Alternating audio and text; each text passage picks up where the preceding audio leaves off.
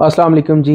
Doctor Hamza Ashraf है जी। आज मैंने आप लोगों से एक बड़े इंपॉर्टेंट टॉपिक के ऊपर, जितने भी बच्चे जो हैं मेरी वीडियोस देखते हैं, जिनका ख्वाब होता है कि हमने डॉक्टर बनना है, जो स्टूडेंट्स होते हैं वो आए दिन ये बातें सुन रहे होते हैं जी कि उनका कोई मामा, ताया, चाचा या उनका कोई रिश्तेदार आके ये कह रहा होता है जी कि अब तो डॉक्टरी का कोई स्कोप नहीं है जी, एमबीबीएस का कोई स्कोप नहीं है, इतने पैसे लगाना, 5 से 6 साल अपनी जो है ना वो ज़िंदगी के देना फ़जूल है, फ़ायदा नहीं है, जॉब्स नहीं है, एक्सेट्रा।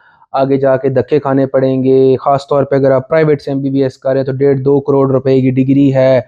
बाहर से अगर आप पढ़ के आएँगे तो आप लोगों का जो है वो, इन बच्चों की जो है वो इतनी कैपेसिटी नहीं होती, इतना इनका जो है वो कैलिबर नहीं होता। तो इन चीज़ों में कितनी सदाकत है, मैंने आज आपसे ये डिटेल में डिस्कस करना है, चूँकि मैं अल्हम्दुलिल्लाह खुद भी एक केमकोलियन टॉपर हूँ और इस वक़्त जो है वो अपनी पोस्ट ग्रेजुएट ट्रेनिंग कर रहा हूँ। तो ये सारी की सारी चीज़ें चूँकि मैं भी सुनता रहता हूँ, तो मेरा फ़र्ज़ बनता है कि जितने भी बच्चे जो मुझे फ़ॉलो करते हैं, मैं आपको इस हवाले से जो है वो गाइडेंस प्रोवाइड करूँ।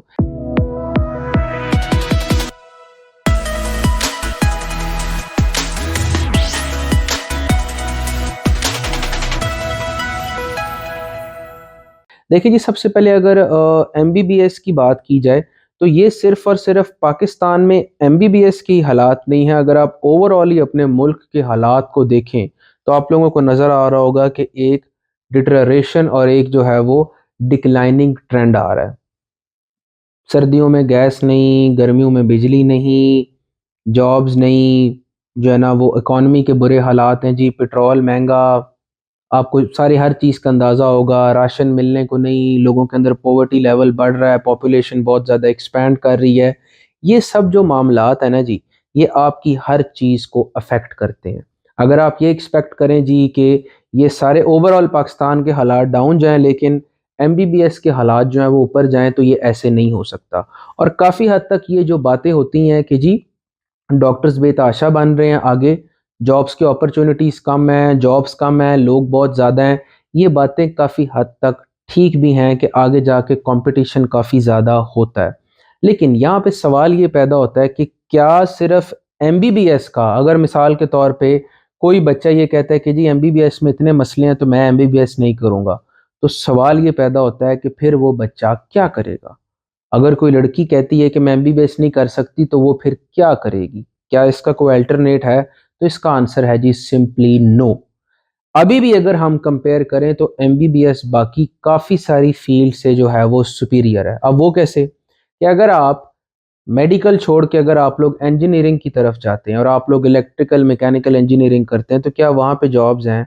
उनके हालात जो है वो डॉक्टरी से भी बदतर हैं, क्योंकि कंस्ट्रक्शन और बाकी सारी की सारी चीज़ों के अंदर जो है वो सैचुरेशन इतनी ज़्यादा हो गई है कि कोई जॉब्स जो हैं वो अवेलेबल नहीं है। अगर है भी तो वो 30 से 35 हज़ार रुपए की 1 माह की जॉब होती है, जिसका कोई फ़ायदा नहीं होता, नंबर 1।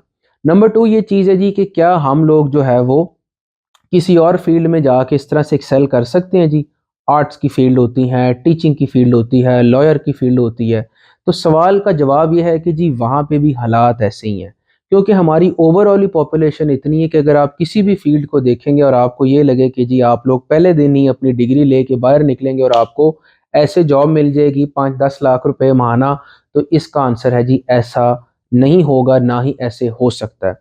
आपको अपनी मेहनत करनी पड़ेगी और आपको अपना जो है वो लोहा मनवाना पड़ेगा। अब एमबीबीएस का बेसिकली जो बाकी चीज़ों की निस्बत जो फ़ायदा है, मैं आपको वो बता देता हूँ। अक्सर लोगों को जिनको जॉब्स नहीं मिलती हैं, उनके पास पीएमडीसी का लाइसेंस होता है जी, और वो लोग अपनी प्राइवेट प्रैक्टिस जो है वो उसको इस्टेब्लिश कर सकते हैं। प्राइवेट प्रैक्टिस का मतलब ये है जी कि उनको सिर्फ़ और सिर्फ़ अगर एक छोटा-सा क्लिनिक और उसमें अपने कुछ बेसिक जो है वो चीज़ें चाहिए, जिससे वो पेशेंट्स को चेक करके बड़े अच्छे तरीके से अर्निंग कर सकते हैं। अब जो लॉयर है, जब तक वो कोर्ट में नहीं जाएगा तो उसको पैसे नहीं मिलेंगे, अगर उसको केस नहीं मिल रहा तो उसके पास पैसे नहीं आएँगे। टीचर है, अगर उसको स्टूडेंट्स नहीं मिलेंगे, अगर उसको स्कूल में जॉब नहीं मिलती, कॉलेज में, तो उसको पैसे नहीं मिलेंगे। इंजीनियर है, जब तक उसको कोई कंस्ट्रक्शन का या उसको कोई इंजीनियरिंग का कॉन्ट्रैक्ट नहीं मिलेगा, जो कि बहुत कम होते हैं, उसको कोई जो है वो उसके पास पैसे नहीं आएँगे। लेकिन डॉक्टर के पास ये एज है कि अगर उसको किसी सरकारी सेटअप में या प्राइवेट सेटअप में अगर उसको नौकरी नहीं मिलती, वो अपनी प्राइवेट प्रैक्टिस जो है वो खुद एस्टेब्लिश कर सकता है, क्योंकि जितने लोग हैं जनाब हमारी सराउंडिंग में, उनकी उतनी ही बीमारियाँ हैं। और उन बीमारियों का इलाज करने के लिए डॉक्टर को कॉम्पिटेंट होना चाहिए। अगर डॉक्टर को आता कुछ नहीं है तो उसको सरकारी नौकरी में भी जो है ना कोई फ़ायदा नहीं होगा, और अगर उसको कुछ सही तरह से आता है और अगर उसको नौकरी नहीं भी मिलती तो फिर भी उसका गुज़ारा जो है वो बड़े अच्छे तरीके से हो सकता है। सेकंड उसमें चीज़ ये होती है जी कि ये हमारा प्रोफ़ेशन जो मेडिकल का है ये ऐसा है कि इसमें पैसों से ज़्यादा जो है ना जी मरीज़ की केयर और उसकी दुआओं की अहमियत होती है। बहुत अच्छी चीज़ होती है अगर इंसान जो है वो दीन के साथ-साथ और दुनिया के साथ-साथ अपनी आख़िरत भी बना ले।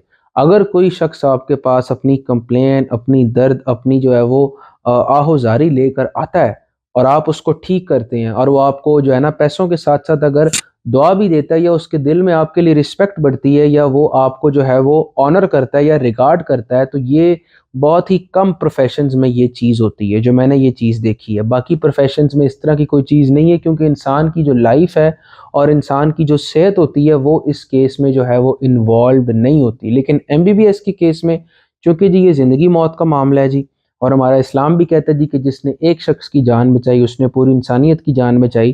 तो याद रखिएगा जी कि ये चीज़ जो है वो आपके प्रोफ़ेशन के अंदर एक बहुत ही इम्पोर्टेंट पार्ट होता है।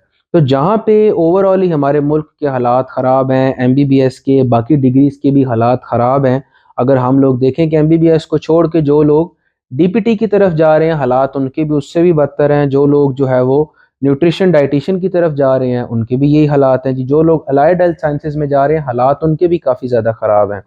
एमबीबीएस अगर अभी भी मैं बाकी फ़ील्ड्स की निस्बत कंपेयर करूँ, तो आपको काफ़ी हद तक एज देता है। लेकिन साथ में इस बात को भी एक्सेप्ट करना उतना ही ज़रूरी है कि पहले की निस्बत जो है वो अब एमबीबीएस की फ़ील्ड के अंदर वो सक्सेस और वो जो है वो चमचमाहट नहीं रही, उसमें डिक्लाइन ज़रूर आया है। लेकिन still it is the best profession when compared with other fields और उसकी वजूहात भी मैंने आपको बता दी हैं कि अभी भी एमबीबीएस जिस शख्स के हाथ में कलम की ताकत है और वो मरीज़ों को ठीक कर सकता है, वो कभी नौकरी नहीं भी मिलेगी तो भूखा जो है वो नहीं मरेगा। लेकिन अगर जो लोग नौकरियों पे ही डिपेंडेंट हैं, चाहे वो इंजीनियर्स हैं, चाहे वो और किसी प्रोफ़ेशन के हैं, अगर उनको नौकरी नहीं मिलेगी तो जो उनकी जो डिपेंडेंसी है वो उस पे बहुत ज़्यादा होती है, तो उनको उससे प्रॉब्लम होगी। Doctor Hamza Shafi. MD CAT की तैयारी के हवाले से जो फ्रेशर्स हैं वो परेशान हैं कि जी किस तरह के एमसीक्यूज़ आएँगे।